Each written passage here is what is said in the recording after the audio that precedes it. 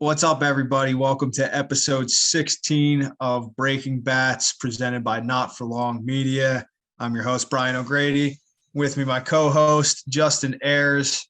It is almost midnight here in Osaka, Japan, playing at the Koshin Stadium here, which is pretty cool. That's the big high school tournament. That's a big deal over here. Good atmosphere there, but man, what's been going on, Jay? How you doing? I'm good, man. I'm still trying to come down from my Memorial Day weekend.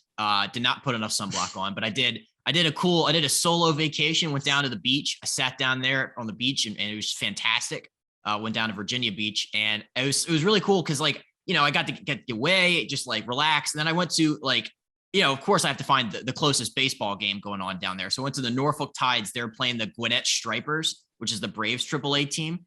And I hadn't been to a AAA game in like probably 10 years. And it was just really interesting because and I was texting you about this a couple of days ago. It's like the mix of players that are in AAA. It's fascinating. It's like your top prospects that are on the MLB pipeline. Then it's like undrafted guys. And then it's guys with like 10 years of MLB service time that are still down there. And it was just fascinating. Like I'll run through a couple names that I saw down there. It was like Delino DeShields Jr. was playing for the Braves AAA team. Hernan Perez has 10 years of service time. He's there too. And then Nick Vincent, the relief pitcher, who's like the Phillies, Mariners, Padres, I think he's 35 years old and he was there too. But it's like, I was so fascinated by this. And I know you spent a little bit of time in AAA there throughout the course of your career, but like when you think back to your time there, like what do you remember about like the mix of it, like the atmosphere? Like, what do you remember about AAA? AAA is a very different place than it used to be. It used to be guys who have been around, guys who've been up and down. They're still going up and down. That was mostly what AAA used to be. Nowadays, you have that mix of most of the time they make those top prospects or whatever playing AAA before they go to the big leagues now. A lot, where years ago, a lot of times it would be from AA right to the big leagues. But that's what you get. You get that guy who's got a good amount of service time in the major leagues. You get the guys who are up and down. You get the guys who have just been in AAA or been in minor league baseball for a while. And now you have the mix of the young guys who are still trying to get there, who are going to get there. They're just finishing off their, minor league stuff. So you really do. You get all of it there. Nothing surprises me in AAA anymore. It's AA, you have maybe some more raw talent and ability, but in AAA it's more polished. The guys who've been around, they know how to play, they know how to pitch. So it's just it's a higher level of baseball, maybe not as flashy, but just a better overall level of baseball. But yeah, you're going to see a lot of guys, a lot of names that you might recognize in AAA for sure. It caught me so off guard because I was just like, it was a lot of, I'd forgotten about where some of these guys had went, like Delino DeShields Jr. I'm like, wait, really? And then like Nick Vincent had a .7 ERA last year and he had to sign a minor league deal at age 35. So it's just like, it just caught me so off guard. The baseball was great. The Tides won. So shout out Norfolk Tides. Did you say you played in Norfolk at some point? Oh yeah, played in Norfolk. Internationally played everywhere there. Yep, We also played against Old Dominion in college, which is in Norfolk. So stayed at the same hotel we would stay at when we played Norfolk. I hate Norfolk, man. There was gale force winds blowing off the bay when I played there, and I was absolutely raking when we went there. And first at bat, hit like a no doubter homer, blown down at the warning track, caught up against the fence. And I was pissed off. And then I forget if it was my second or third at bat that game, but did it again. But I wasn't even, when I hit it, I was like, fuck, because I knew it was going to get knocked down, even though it should have been a homer. And it sure as shit did. Run on the morning track. So I hate Norfolk. Hate it. Harbor Park, yeah, located in the scenic part of Norfolk where it's like industrial shipping and then foghorns going off every 5 seconds. It was cool. But I love minor league baseball, and that's the cool part about living where I do, where it's like I'm within like an hour, 2 hour drive of like a dozen minor league baseball teams. So It's fun. It's affordable. You get to get like your chicken tendies and your giant soda. It's like $10. So, you can't beat it. No doubt. Always good time, minor league baseball. Now for this week, for our sponsor, the Orignal Fudge Kitchen, we're going to do the Fudged Up Moment of the Week, sponsored by the Orignal Fudge Kitchen. You can find them at Fudge Kitchens with an S, fudgekitchens.com. They ship fudge, saltwater taffy, tons of sweet treats all over the country. It's phenomenal. If you're one of our Jersey Shore or Philly and you're going to the Jersey Shore listeners, they have stores in Wildwood, North Wildwood, Cape May, Ocean City, and Stone Harbor. So be sure to go check them out if you get a chance. The Orignal Fudge Kitchens, and you can find them on fudgekitchens.com. They ship all over the country. The Fudged Up Moment of the Week really hurts. Really, really hurts. It is my alma mater, Rutgers University. The baseball team got absolutely snubbed, and was not given an at-large bid to the NCAA tournament. They finished second in the regular season in the Big Ten. I'm trying to find it right now so I don't mess any of this up. They finished second to Maryland, who got an at-large bid in the Big Ten regular season. They won 45 games. They went 45-15. It's pretty good in a Power 5 conference. Then what really bothers me about it too is in the Big Ten tournament, they were the 2 seed. They swept into the finals. So in the tournaments, it's supposed to be double elimination. Now, I don't have the answer to exactly why. I know they finished 10 running Indiana in the semifinals at like 2 a.m. because of some sort of lightning, something that was going on. But the next day they ended up playing Michigan in the final, and Michigan had a loss and Rutgers didn't have any. And yet Michigan only had to beat them to win the title. So I'm not exactly sure what the ruling was there, why that happened, but man, I just feel terrible for these dudes. They had that's a phenomenal year. Best year in program history. It's the most wins in program history. Steve Owens is the new coach there. I think this was his 3rd season, if you can even count the COVID year. Obviously, really doing some good things there. But for that group of dudes, some of them, what bothers me most is, first of all, this isn't, obviously I was there, so it hurts me more. But all the analysts and experts all had them in with an at-large bid, whether they won the tournament or not. So I'm sure that those guys thought they were going to be in the tournament. So when they lost that game in the Big Ten, in the Big Ten championship, and you'll hear in our interview with Nate Lowe later, he talks about it too. Those guys played some of those guys played their last college baseball game and had no idea that it was going to be their last game. And that's really sad because it's a bittersweet moment. Some of those guys, it might be the last baseball game they ever play. Some of those guys are probably going to be lucky enough to play professionally, but man, it's heartbreaking. I remember like yesterday, I knew we smoked. I knew it was my last college game. I knew it was my last at bat. I struck out because I knew it was my last at bat and I couldn't even think. So I feel terrible for those guys when they realized that it was over. And man, what an incredible season. They also, on top of their final record was 44-15, 17-7 in the Big Ten. They led the country in runs scored. They were 2nd in doubles and runs per game, 3rd in hits, 5th in batting average. and broke the program record for wins, runs, home runs, RBIs, and strikeouts as a pitching staff. And that's just what they listed right there. So shout out to the Rutgers baseball team, and also, and I don't even know who to yell at, but I don't know how they're not in that tournament. It just sucks because like I was reading about this and it just sounds like the Big Ten, they were a casualty, like a result of like a bad Big Ten overall. So, but like they shouldn't be held responsible just because the conference sucks. It's like the only other Big Ten team to get in apparently was Maryland, who won the Big Ten.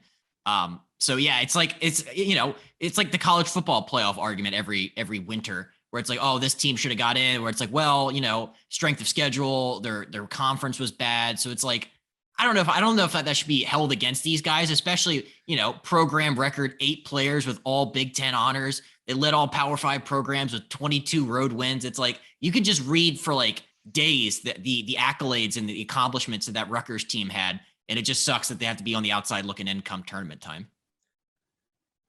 These dudes could play. They could legit play. They have guys who are absolutely going to get drafted. It's a shame. And it's what bothers me is I know the big thing that I saw was that people were talking about Ole Miss getting in. Now, Ole Miss is traditionally a very good baseball team. I think they had a little bit of a down year. I'm sure they have some really good players on their team too. But just because they play in the SEC, and the SEC is probably looked at as the king of conference of college baseball, doesn't mean they automatically get in there. I want to say they didn't even make it in the SEC tournament. I think I saw that somewhere. I could be wrong, but I believe I saw that somewhere. It's, to me, there's a bias towards baseball in the Northeast, and it's showing you right there. These guys deserved it, and it's a shame, man. What an unbelievable season. Sorry it had to end that way. And I know I speak for the rest of the Rutgers alumni when we say that we're very proud of all they accomplished, and all the guys that'll be back, what the future looks like for sure. Yeah, I mean, that's a great point too, where it's like there is that kind of like Northeast baseball bias. And the same thing in football too, where it's like you don't really hear anything about the teams from that part of the country. It's all SEC. It means more, conference of champions, that kind of stuff. So that sucks that they were, result of that.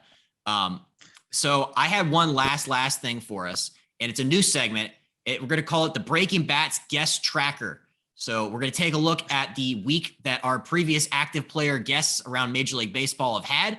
We got to, we're going to add Nate Lowe in next week, but right now we have 5 guys out there, every single, between the lines, giving it their all. So Joe Musgrove had 1 start last week. He 1 earned run, struck out 7 in a no decision against Pittsburgh. So Java Joe still, I think he has like a sub-2 ERA, just kicking ass.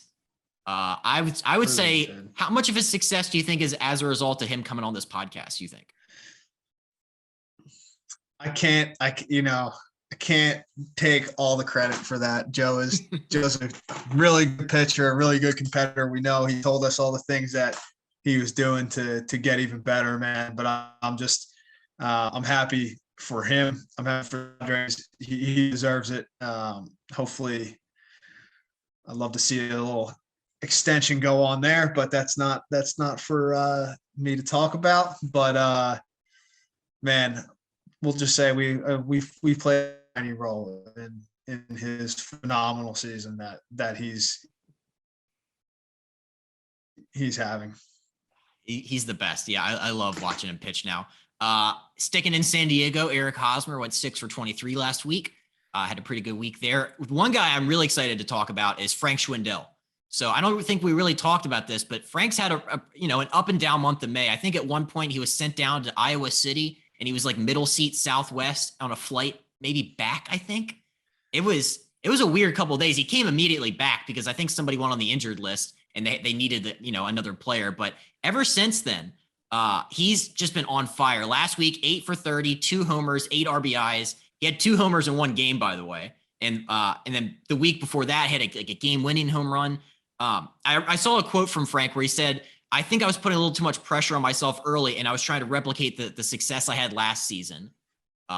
So, he scuffled in the month of April. He's kicking ass in the month of May. Have you been keeping up with Frank the Tank? Yeah, of course. I've always checked out what Frankie's doing. Real quick about Haas. Haas, pumped for him. Still going good. Love that. Just love to see that. His adjustments are doing him well. Frank, man, this is like the blessing and the curse of what he did last year, because what he did last year is probably not sustainable. I mean, that was he was just hotter than the sun, unreal. So it like he said, you put that kind of pressure on yourself. It's like you set the bar at it's just so high that it's almost impossible you're like, well, why am I not doing this anymore? Well, because you hit 350 with like 15 homers. Like it was unreal. That's what I said about Randy Arozarena after that playoff run too. I'm like, this poor guy, like, yeah, now he's always going to have the opportunity, but also people are going to be like, well, why isn't he hitting like that? Because no one ever does, except for like fucking Barry Bonds. That was the only guy. So yeah. But Frank is I'm glad he's doing well again. And yeah, man. tough turnaround, but when you're going back to the big leagues, it doesn't matter. And I'm glad he's back to being himself, because he can definitely swing it. Absolutely. Yeah. He's kicking ass right now. Our guy, Adam Frazier, just as an aside, I went out and I bought an Adam Frazier Mariners jersey, the old school teal one. So I'm big Frazier guy. He 6 for 25 last week. But last night on Tuesday night, he was two hits, 2 runs. And apparently that he's had 10 multi-hit games in the month of May and a 5-game hitting streak. So just the model of consistency, Mariners second baseman Adam Frazier. It's the best.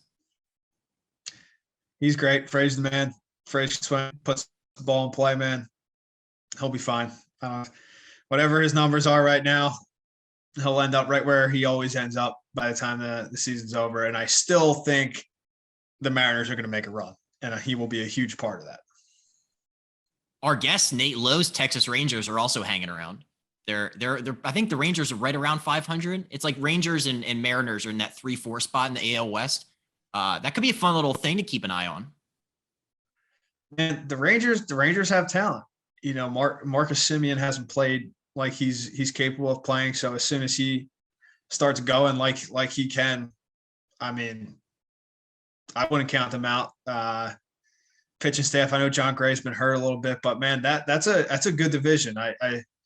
The Astros, fucking, I don't know. They just keep fucking rolling. They're good, man. I don't know.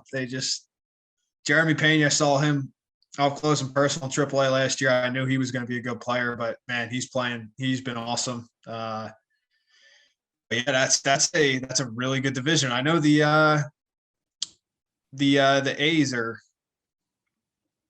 playing pretty well too. They're not a very bad team either, but whatever.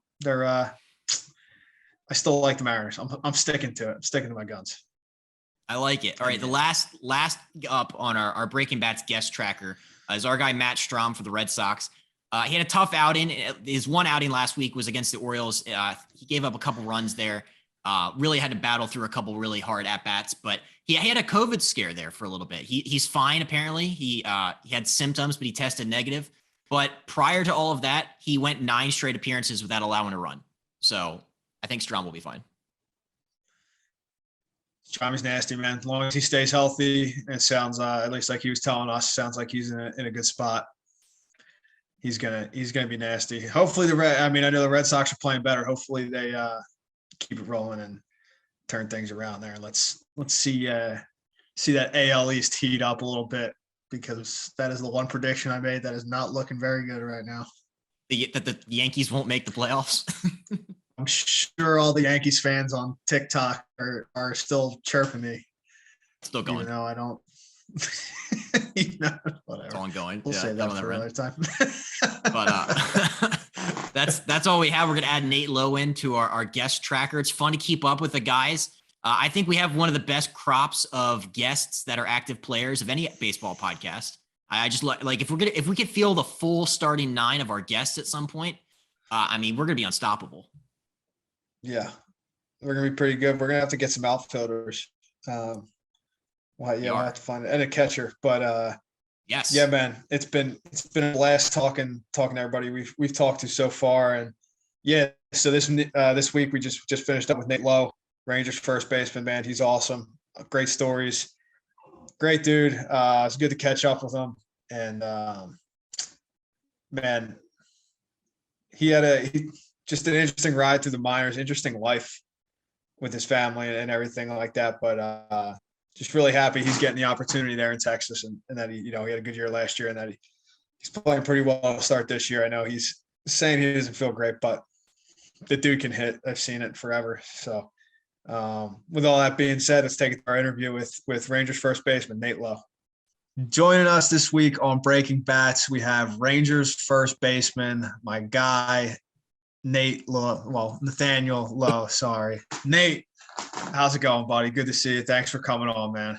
Things are good, man. Thanks for having me on here. I'm pumped to do this with you guys, give you a little piece of my view.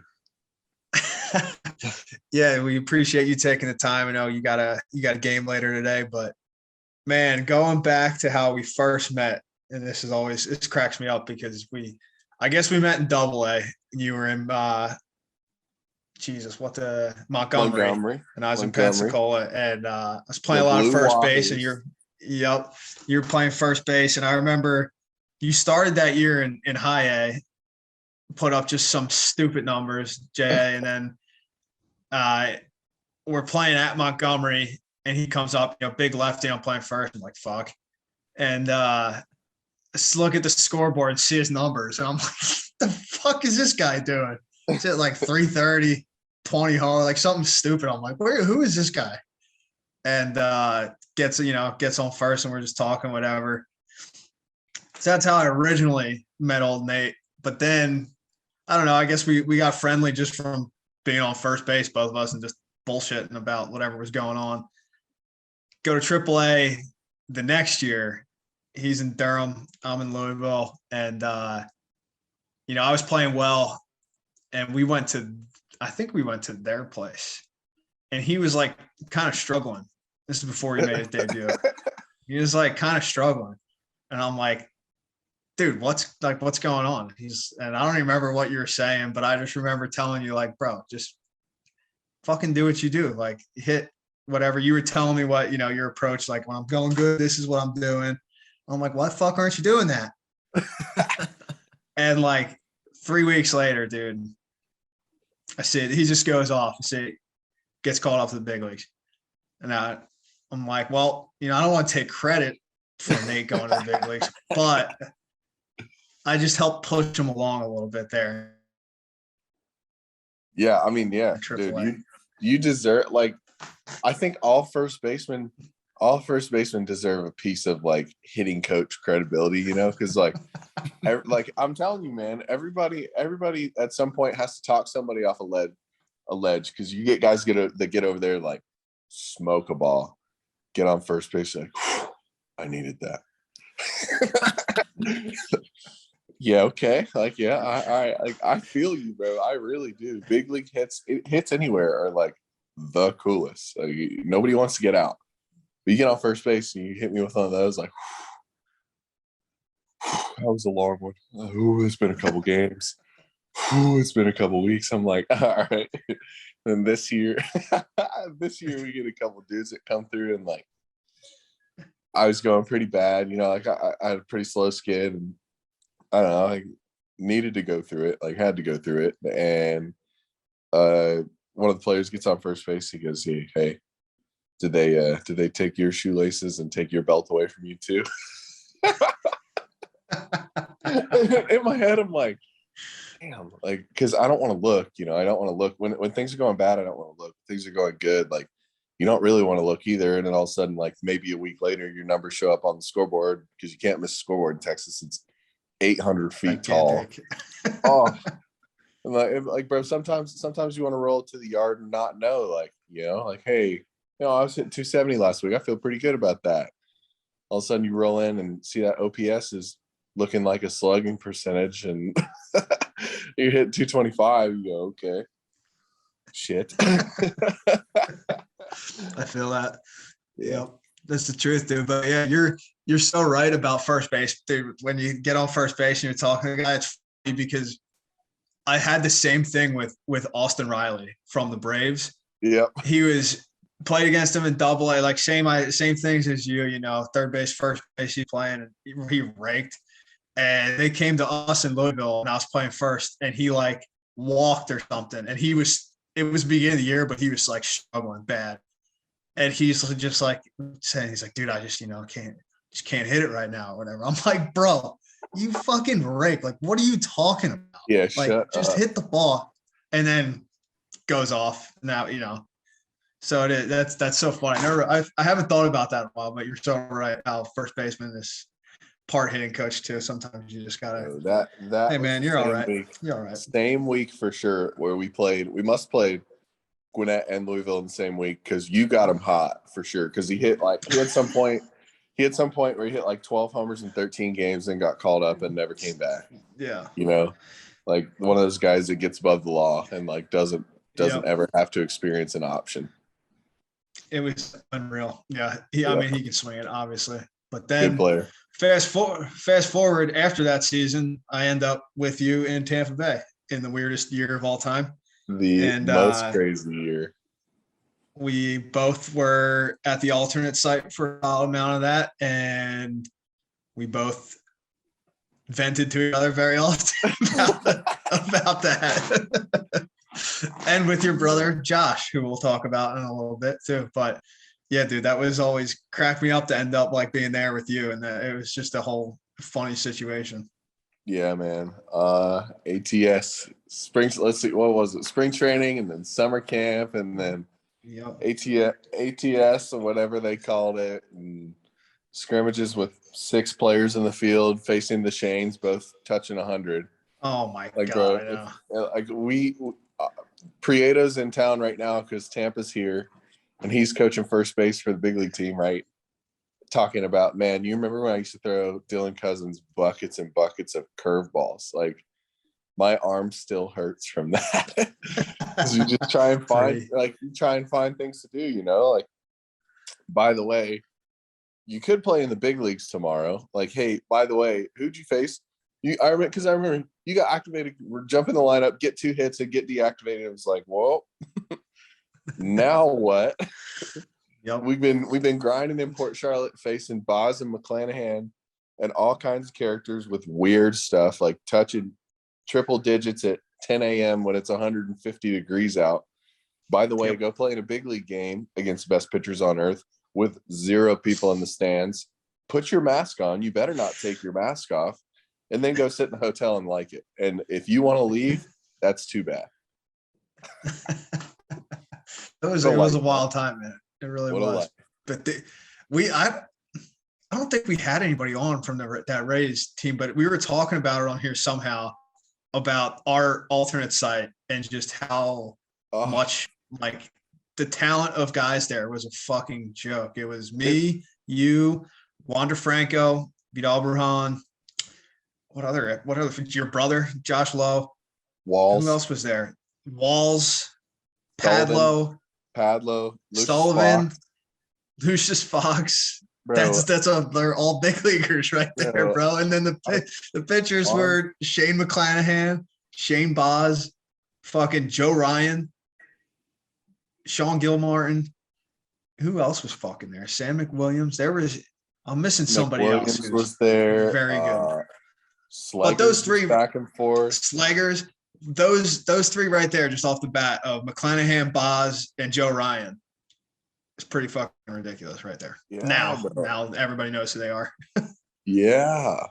I mean, like I know we're forgetting some people too. We're 100%. Yeah, we absolutely are. Forgetting people who are like either A-list prospects or in the show right now. And like, sorry boys, but the talent was so deep. The talent was so deep. Like it's no offense and nothing personal. That's just how it goes in Tampa. Like I explain that to Texas guys a lot. Like, boys, you face a guy from rookie ball in some orgs. He's in rookie ball. you face a guy from rookie ball in Tampa, like, hey, he's probably spinning 100 to the top with a pretty good breaking ball. And like, it's going to be around the zone for the most part. Like the scouting department's so good at picking up those guys, like getting those guys together and getting good character guys too. Cause like, we had our douchers, but for the most part, like you liked being around them. Dude, I remember one guy we forgot because he'll be mad at me if I don't say his name. Josh Fleming was also in there. Yes, of course. Yeah, so there we go.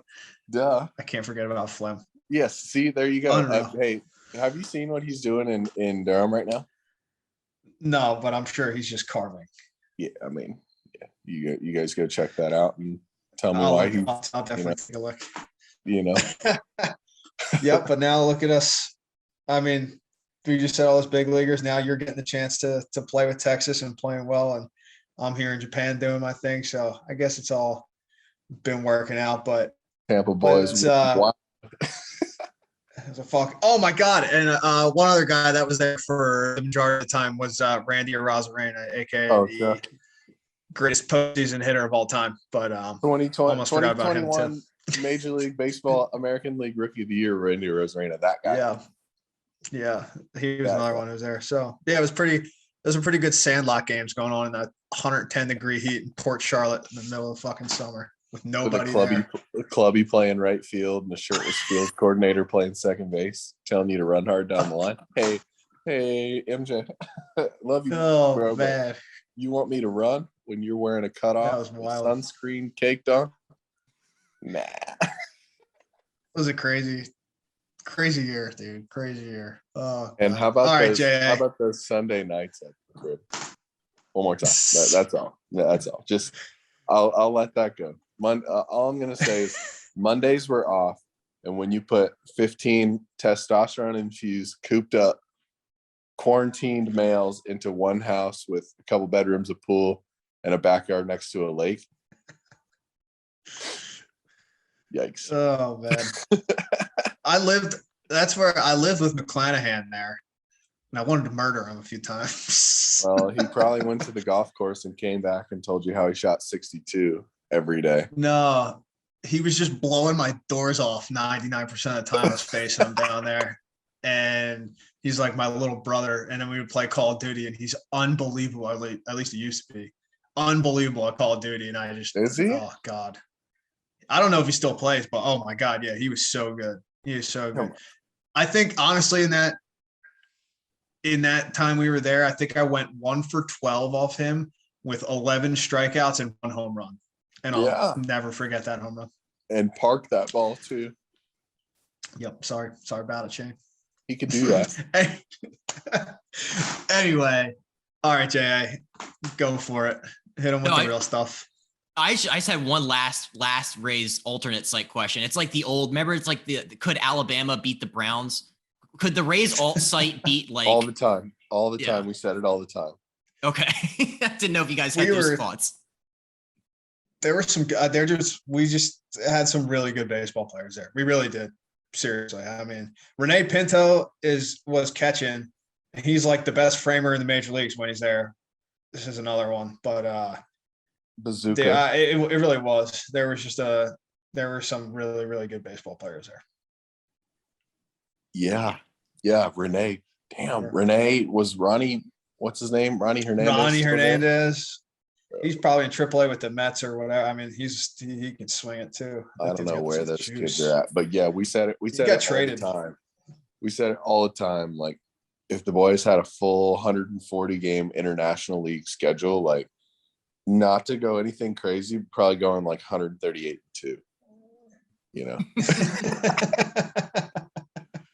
And we thought in the fantasy world of 2020 quarantine practice ball that like we could probably compete in the AL East, but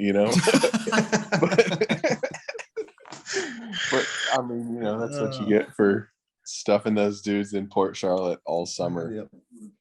The Heat will do some crazy things to you, man. Yeah, crazy thoughts. He's fun though. It was really fun. It was fun. That's fantastic. So I'd love to take it back. I was reading, your family is fascinating. I'd love to kind of start there. Your dad, I was reading about him. Is it true that he's like a Top Gun graduate, naval like aviator? Is that true?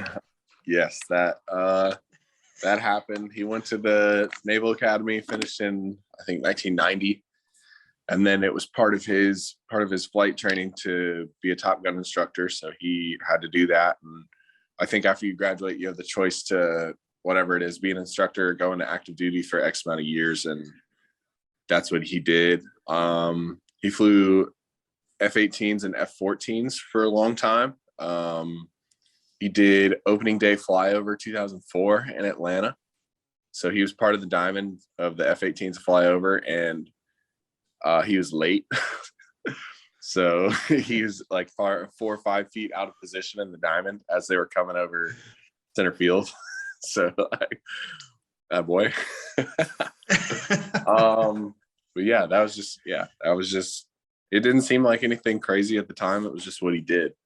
You know, it was what we grew up with and what we learned to learn to experience. And yeah, now when you look back at it, it's a whole lot cooler. Like as far as putting yourself out there for protecting other people's freedoms and putting your life and your family's life in the line of danger when, you know, some people are like really content hiding behind a internet profile and saying things, you know? So that's just where we're at with things as a whole. But yeah, he put in 20 years in the military, and he could have played pro ball, decided that his calling was to go into the service. And, you know, that's how he wound up with my mom and with myself and Josh.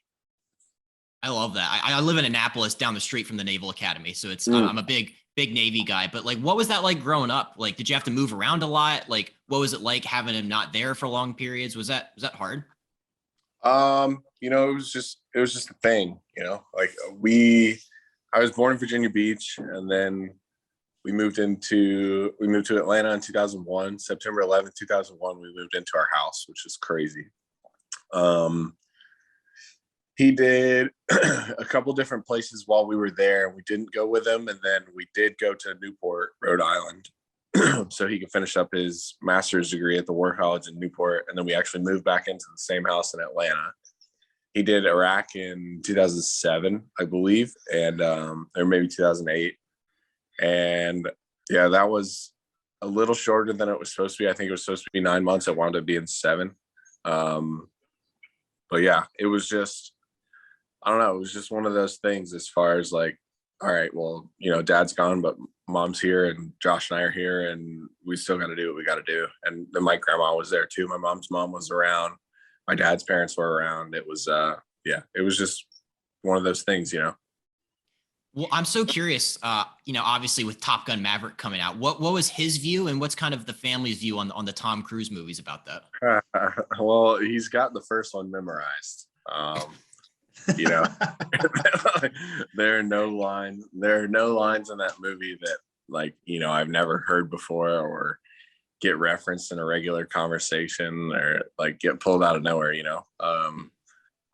So yeah, I don't know if he's excited for the new one. I've heard some pretty good things about the new one.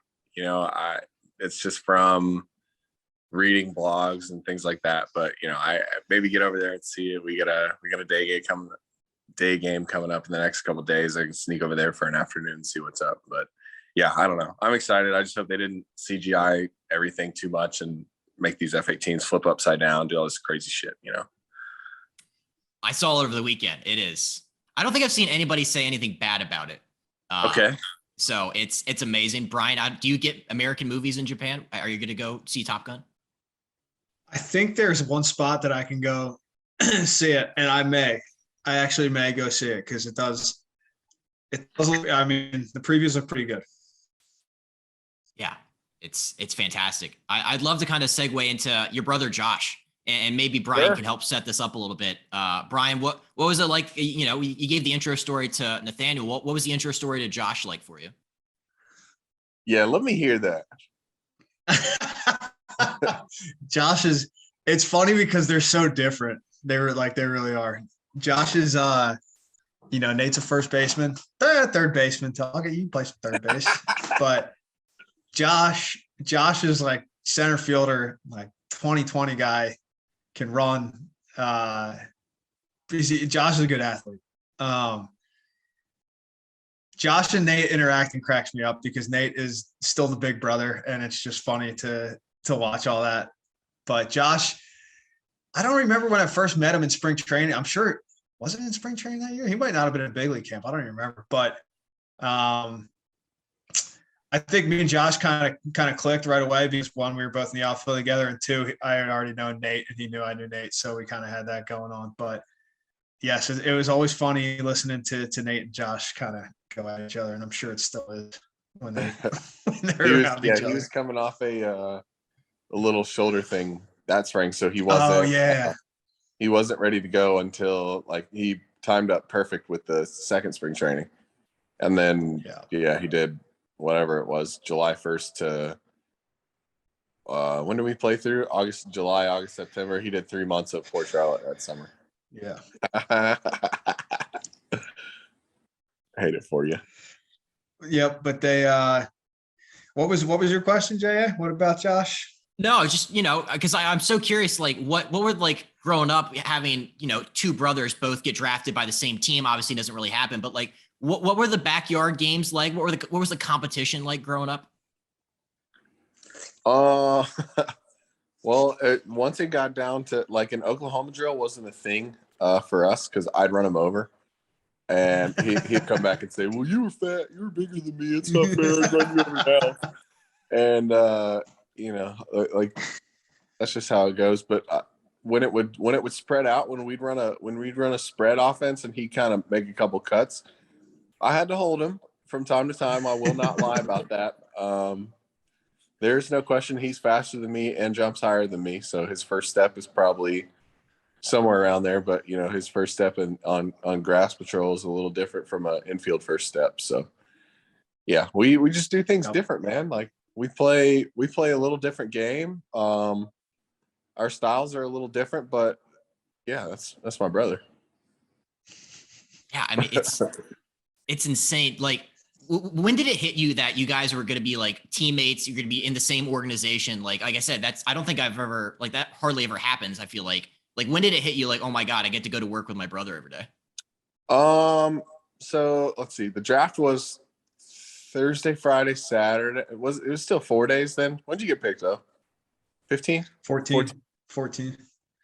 That was 4 days, right? I don't remember. I think it was 40 rounds still then. Right.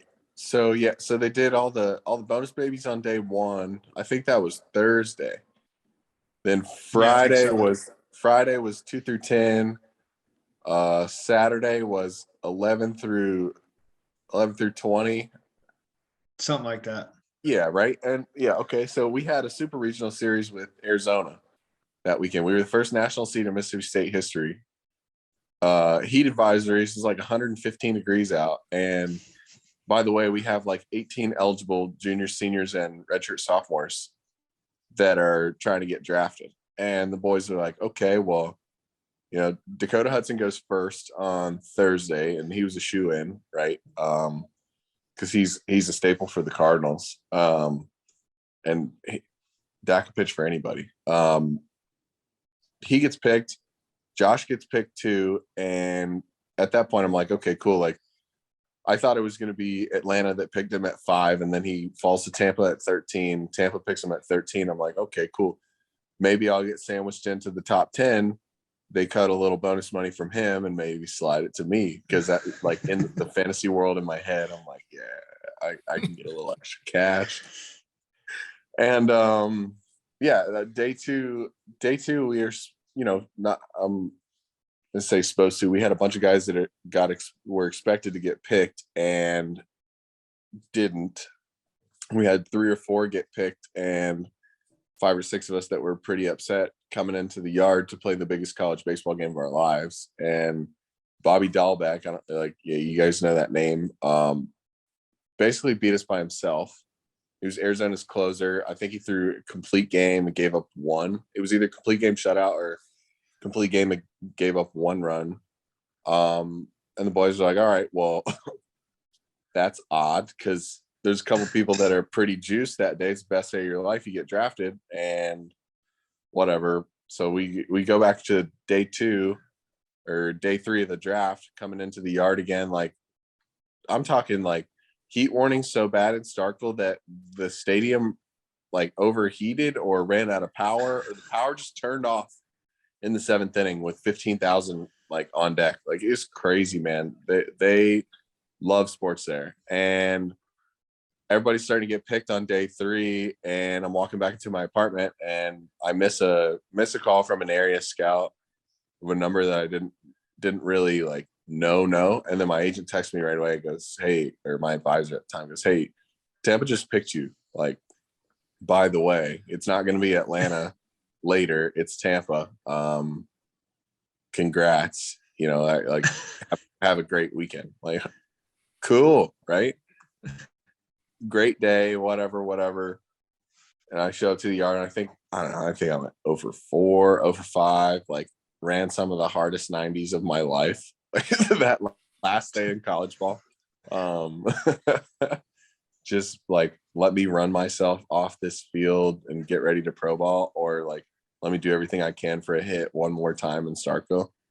And it just wasn't meant to be, man. They walked off on us in the super regionals because the home team flopped. They walked off on us at our place, and obviously, you know, make the College World Series finals. So like, you know, it was fine losing to them, but it was a whirlwind of, okay, which team am I going to play for? Am I going to play with Josh? Can I get some of his signing bonus? And can we win a college baseball game this weekend? It was crazy. That's a whole lot going on. It was a lot. Definitely a lot. What was that dynamic like when you guys like played together in the minor leagues? Would you guys like help each other out? Like, were you each other's hitting coaches at the same time? Like, what was that kind of like? We were road roommates and home roommates, so we saw each other a lot.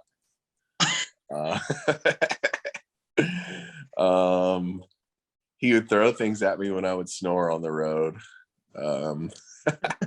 We lived together. Let's see, we did spring training, because in Tampa, you used to have to stay in the days in until you're 21 or AA or something like that. So we stay in the Port Charlotte days together, then go to Bowling Green, stay in the apartment of Bowling Green together, go on the road in the Midwest League and stay together there too. And then I got moved out like halfway through. Yeah, I don't know. He kind of scuffled, you know, first full season, everybody's first full season. And especially as a high school kid, like I tell people all the time, like, A, I couldn't have gone to Mississippi State as a freshman. I would have gotten kicked out and cut. B, I couldn't have gotten drafted out of high school. I would have never hit, and I would have been released. You know, it's hard, man. I like, and to watch him struggle the way he did for a little while and then turn it back on and figure it out, it was like, okay, like, you know, it's in there, but I don't want to pull it out myself, because he needs to pull it out to understand what he's got to do to be the best version of him. Yeah, man, that's a whole lot going on. And I agree with you on getting drafted out of high school like that, dude, is definitely a blessing and kind of a curse, because yeah, you're like, unless you're you're about to be in for a entire new world of failure and not being very good. Right. Like, hey, I know you've been facing high school competition, but here's a 1:00 game in Fort Myers in June and July, and the starting pitcher speaks 4 words of English, doesn't know the sign, throws 100. Go get him, Chief. Good luck. That's so funny. That's the life. That's the life. So you were drafted. That was that your junior year? Yeah, junior year out of Mississippi State, I got picked. Were you drafted before that? No. No. I don't know, a couple letters in high school you think are the coolest thing ever. You know, JUCO, a couple looks here and there. Like I thought it could have happened, and then yeah, nothing happened. There was nobody that really had a desire to have me in their org then, and then yeah, junior year kind of turned around.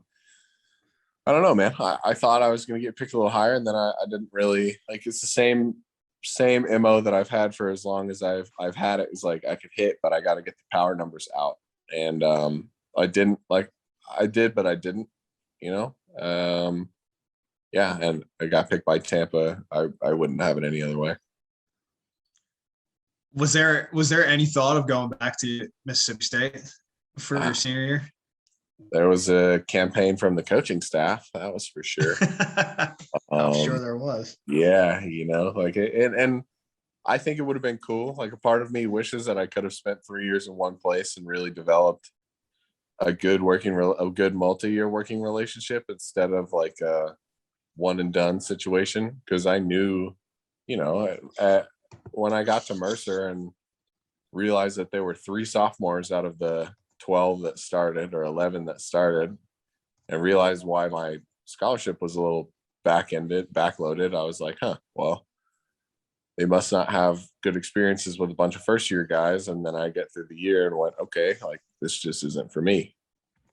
So, 3 years in one spot would have been nice, but my network is so big now, like I wouldn't change it.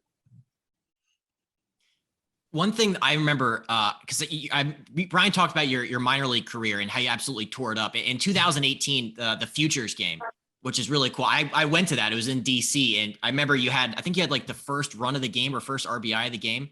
What was that experience like? Because you get to be around not just like, some of the best stars of like American baseball, but you have like international guys, like guys that are household names now. Like when you think back to 2018 Futures game, what was that experience like? Yeah, man, they roll out the red carpet for you there, because it's obviously at the same venue, same time as the big boys, as the Major League All-Star Break, Home Run Derby, all that fun stuff. And yeah, like the energy's up. There's a lot of great players. There's a lot of guys that know, like, all right, pitchers are only going 1 today. Hitters are only playing 3 innings, maybe 4. You get 2 at bats, maybe, and like you just get to do all the booths. It's like a big old convention for prospects. A whole bunch of interviews, Baseball America, all those blogs, those kind of people are there. That was one of the first times that I stayed in a hotel room by myself that somebody else paid for. So, that was pretty cool. A little different from the minor league grind where you're sharing queen beds. It's just, they did a really good job. Tampa, I'm indebted to Tampa for forever for sending me to something like that. Cause I wasn't a draft prospect or feel like a prospect at all. I just got hot at the right time and wound up being the guy that they wanted to put there. So,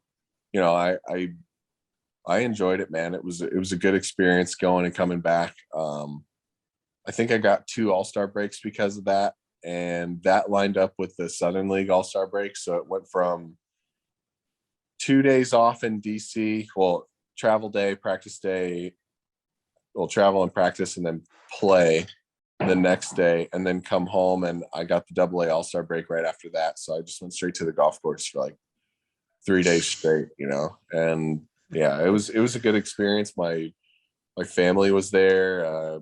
Agency was there, like, and then obviously we had a couple of names that were in the big boy game too. So getting to see them and kind of feel like I was a little involved was a really cool piece of what could transpire as I play better. Before you said that, you're talking about your power numbers and getting your power out there a little more. What helped you change that and start putting up some of those power numbers when you were in the minors? The minor leagues was just all about like getting back to catching it out front, and I still feel like even when things were going good in the minor leagues, like I never really dominated fastballs. Like I just did what I was supposed to with them, and whether it's a jam ball in the gap that finds the grass and keeps going, or a backside line drive that just carries a little bit, I feel like I had a little more freedom. Maybe it was my planning. Obviously, competition level has something to do with it. You face higher end guys or the top end guys here that if you get to 2 strikes, they will put you away. maybe there was, the edge was a little different because it was AA, but I think there were just some simple things as far as like catching it out front that just really let the ball travel the way it was supposed to. And, maybe talking through it with you guys or just thinking about it in general, be able to help me get it back out there again.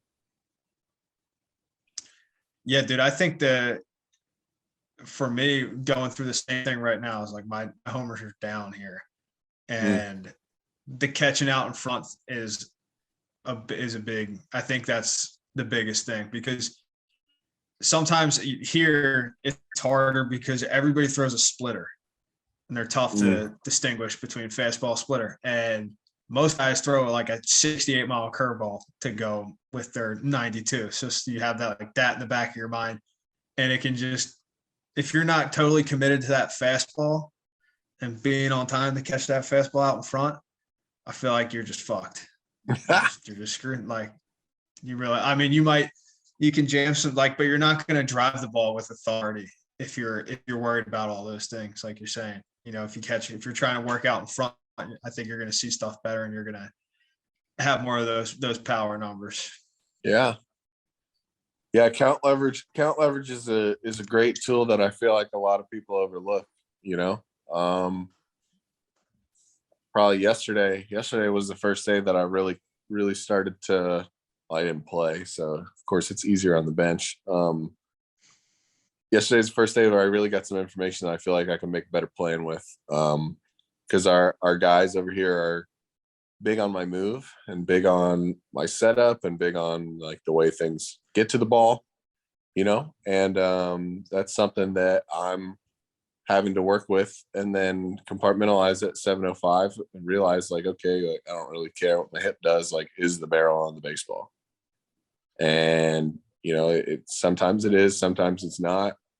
I went through a pretty good week last week, and like I feel like I'm at the point where it's time to kind of drive the ball again. And it's time to drive the ball again, because we need to make a push here, get going into the halfway point, which is crazy. It's a month and a half away, and then keep rolling and have a good second half. So it's just just part of what it takes to be a complete big league player. We talked about your minor league career. I want to jump ahead to your major league debut in 2019 with Tampa. I think it was like the end of April, but like, what do you remember about the day? What do you remember about the call you got to go up to the big leagues? Like, can you take me through that? Yeah. We had a weird roadie in AAA. We went from like somewhere warm to Columbus, Ohio, and took the coldest bird scooter ride of my life to the field, thinking like, yeah, that's gonna be okay. Dude, I'm pretty sure we went to Gwinnett before. Saw the doctor in Gwinnett, and like 6 guys either had the flu or bronchitis, like something bad going through the clubhouse. And rainy and cold, and then hot in Gwinnett, and then freezing cold in Columbus. Everybody's sick. Get back from Columbus, take 2 flights because you had to connect. And we get to the airport, and Brady Williams pulls me aside and goes, "Hey, like, what are you doing?" I'm like, what am I doing? Like, I live closer to the airport than I do to the field, so I'm about to get in this Uber and go home. And he's like, "Well, come here." Oh, here we go. He goes, "Hey, like, you're going to the big leagues." Yeah, okay, that's cool.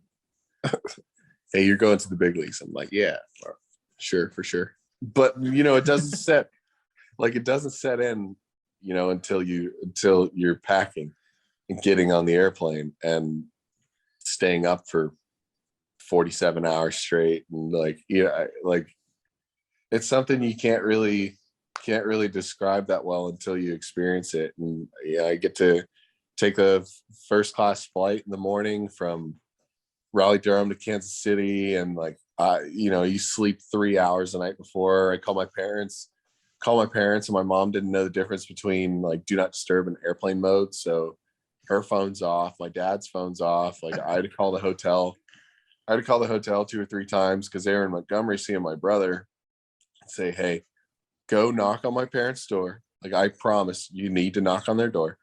It's not an emergency, but it's an emergency. Like, it's not an ailment, but they need to know, like, hey, I'm going to the major leagues tomorrow. I want you guys, like, to know this. And if you can be there, like, you should be there. Finally got in touch with him, man. Like, get to the show in Kansas City, day of, like, pretty gloomy, kind of cold. And like, I'm holding my bat up on deck, and my left forearm's like catching, like you finish a good lift, and your certain spots start cramping up, and like, I like sick, man. Can't pull the trigger on the first pitch I see, because I'm obviously trying to see it. And like, I think I took ball one in off the plate. I'm like, yeah, I pretending like I saw that good. And you just don't see it. Like, whoever it was behind the dish, Perez or Maldonado, one of those guys in KC, like throwing it back to the pitcher. I'm like, yeah, okay. Like, psych. Yeah, I hit a double. I think I went 1 for 4. Yeah, it's still like it. I don't know. I love watching the video, but it hurts like to look at that guy and be like, wow, that was really me. But yeah, man, I wouldn't trade that experience for anything.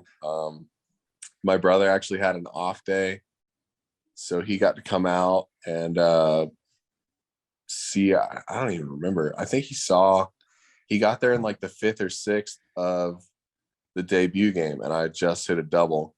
I was on second base, and he got to see it. But yeah, Kansas City, April in 2019, and then I got 2 weeks, and then I got thrown into the shuffle. So that's the way options work, and especially with a team that mix and matches, and like Tampa does, and gets the right pieces in for right series.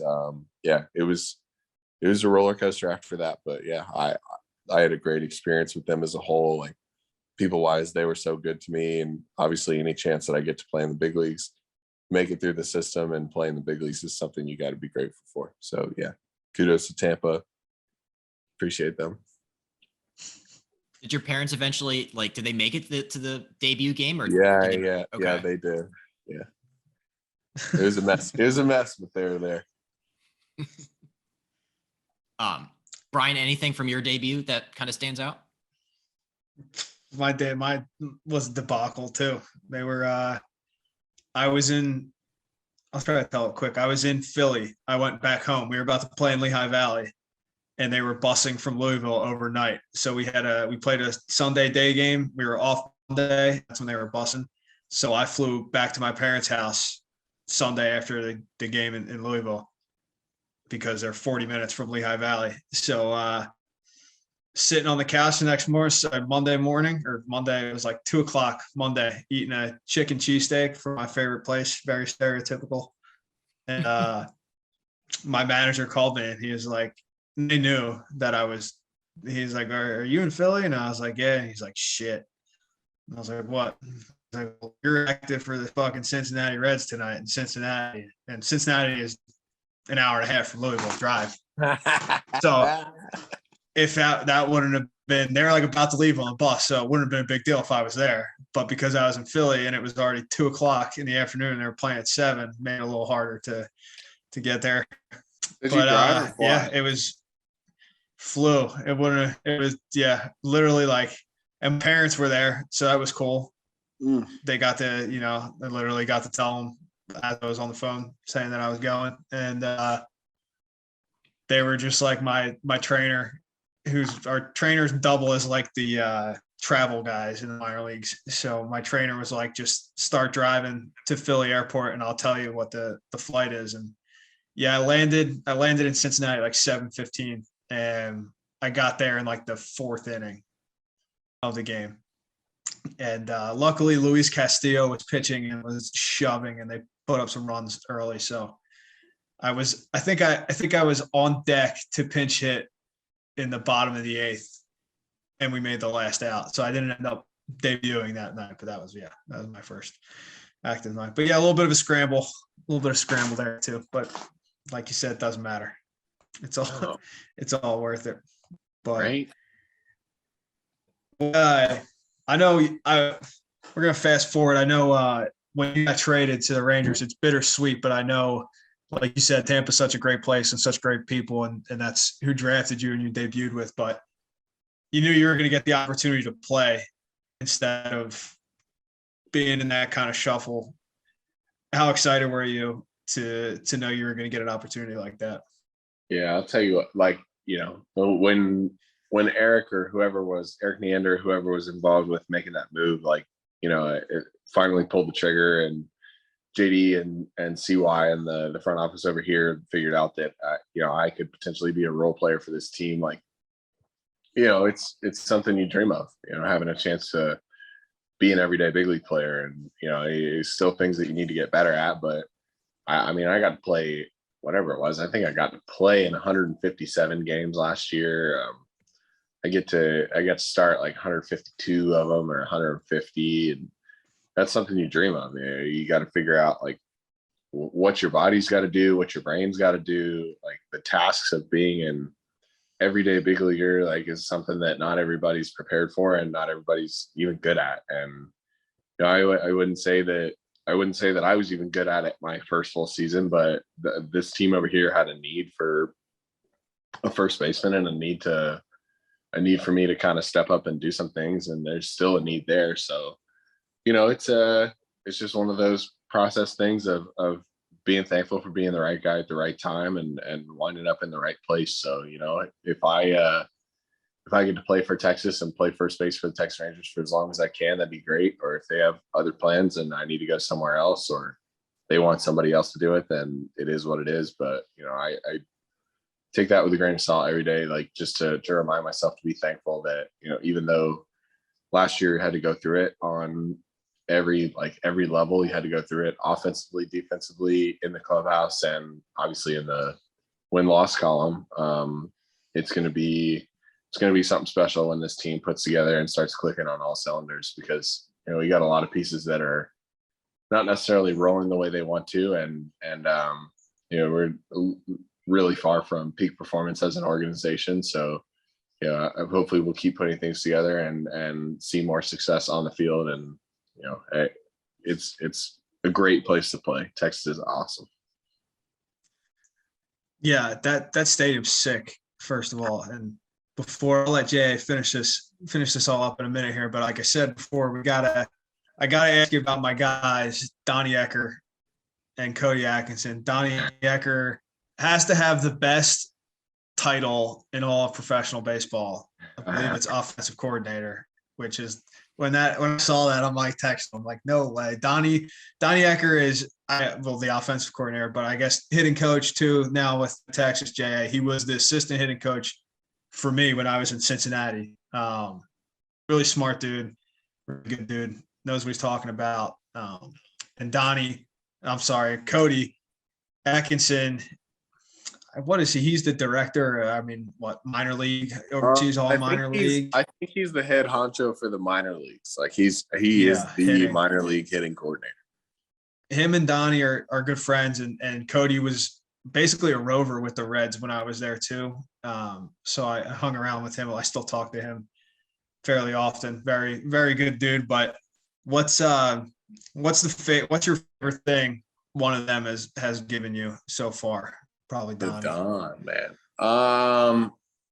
I don't know, man. We tried a whole bunch of different things. It went from spring training, like, all right, hey, let's kind of set the base really narrow and ride it out a little bit. And then I don't know, I thought that was gonna be able to keep me centered and keep me behind the ball a little better. And then probably the last 3 weeks, we've been deciding we needed to try and widen everything out and stay more stable.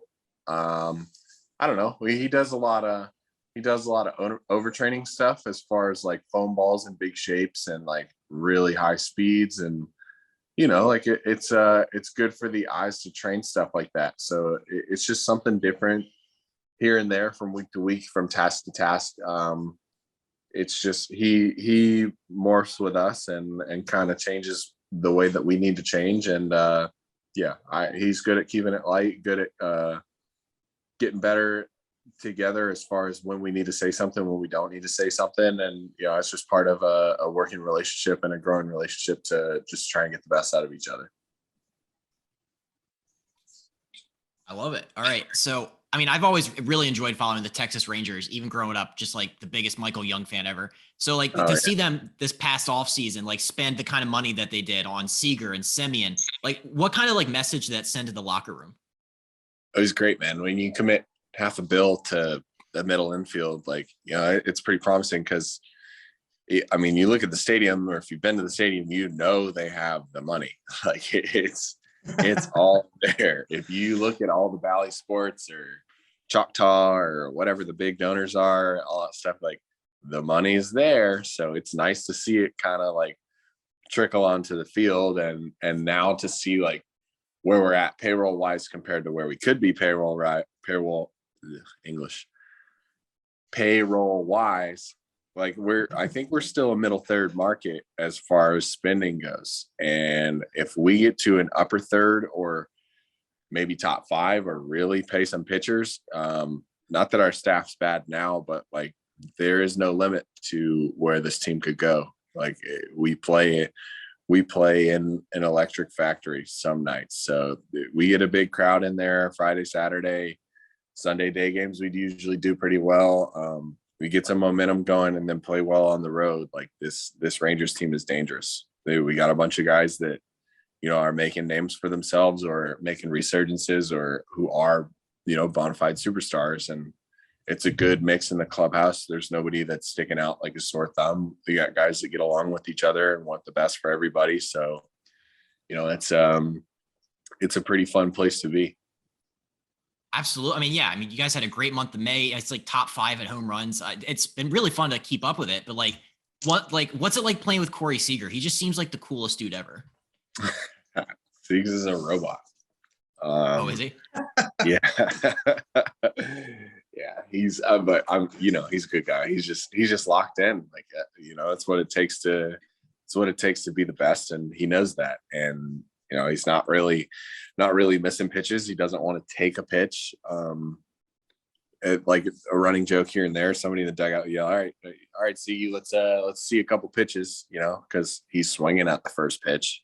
You throw the rosin bag at him, he probably try and swing at that. But that, that's what it takes. The guy's obviously leading all major league shortstops and homers. Like just hit another one last night, crushes the ball at Globe Life Field.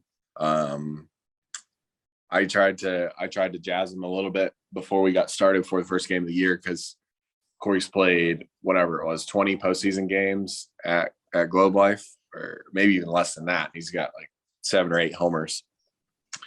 And I played 81 home games at Globe Life, and I have 7 or 8 homers. So I'm trying to get on him and say, hey, like let's make it interesting. Like whatever the homer differential is, like we'll throw $100 on each one.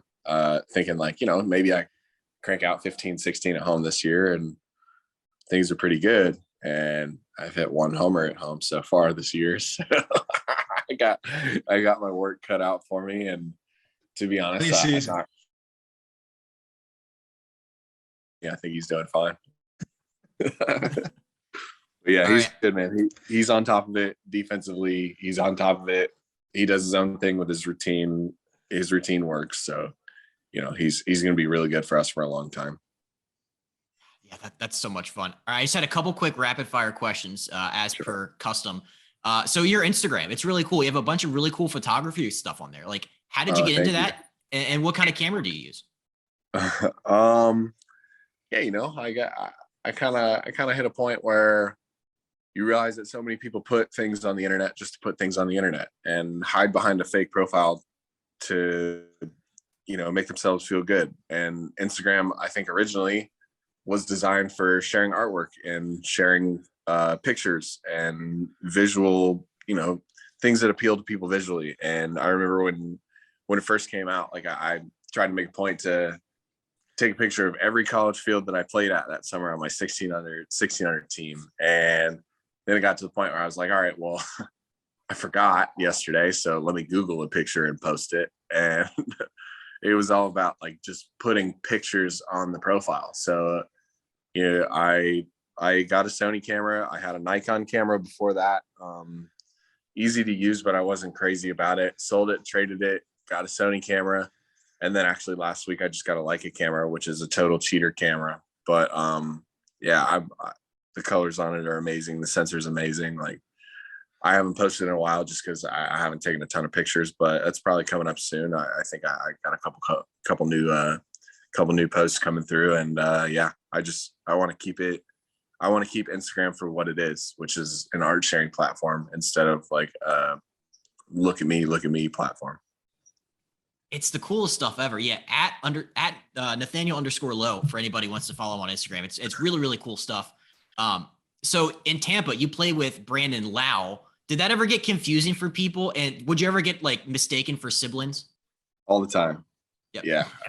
I mean, I'll go places still. And, Brandon's still got it. Brandon's an all-star. And in the all-star game, I think Joe Buck said Brandon Lowe. And I know he got mad. Oh my God, he got mad. But I loved it. Josh and I are going nuts over there. And players around the league too, like they ask me all the time, like, so which one's your brother? Which one's not your brother? Like, what are you, Nathaniel or Nate? How's Brandon related? Is he not related? And like, that's standard questions for me.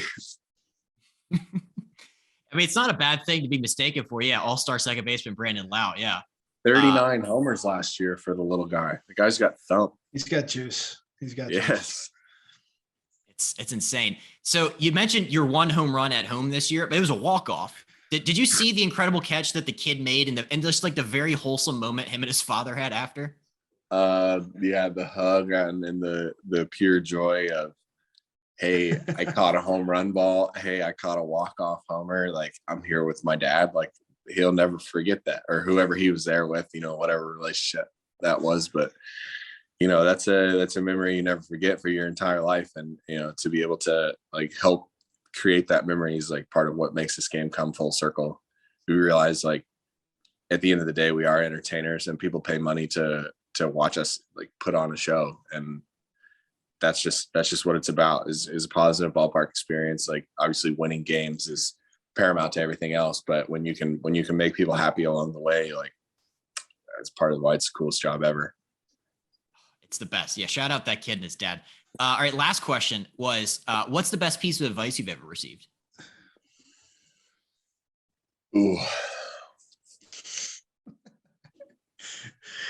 I love the reactions to this question. I don't know, man. I really don't. Cause like, it could be baseball, it could be life, it could be whatever. Right. I don't know. I don't have one quote that sticks out or one, like, I don't know, like a scripture or a quote or inspirational something. Like, it's something different all the time, like, I think something that stuck with me the most is I got the chance to play with Emilio Bonifacio in AAA in Durham, and the guy's 150 years old and he's played for 17 teams, and he still busts it down the line. He runs a hard 90. He's a pro in the clubhouse, and I think he told me his favorite first baseman that he ever played with was Eric Hosmer, because Hosmer is the same guy every day, regardless of whether he's playing, whether he's not playing, whether he's playing well or playing poorly. And shit, I'd smile too for 105 mil. So good friend of the pod, Eric Hosmer. Yeah, how about that? So I think that realizing through Bonnie that guys don't really care as much. Like, yeah, it's cool if you're a good player, it's cool if you're having a hot streak, but being a teammate and being there for the boys, like, is part of what makes this fraternity so special, and part of what makes this the greatest job ever, because you get guys from all walks of life that have families, don't have families, guys that come from a lot and come from nothing, and we all come together around the game to enjoy, like, what kind of gifts it can bring for us and what kind of lessons you can learn long term. So being a good teammate, being the same or trying to be the same every day is part of what I think one of the most important lessons I've learned from this game is. Nate, thank you so much for joining us, dude. This was awesome. It was great to catch up. And man, I'm always checking out how you're doing, checking the box score, and I'll be rooting for you, dude. And Thank you again, man. It's been a lot of fun.